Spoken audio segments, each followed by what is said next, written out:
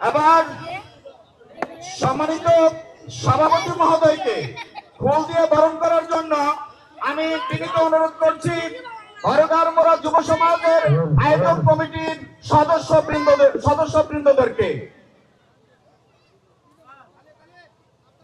হাততালি হবে সম্মান জানানোর জন্য।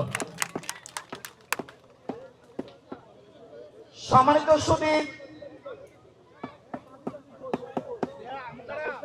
এবার বেশ পরিধান করাবে আয়োজক কমিটির সম্মানিত সদস্যবৃন্দ।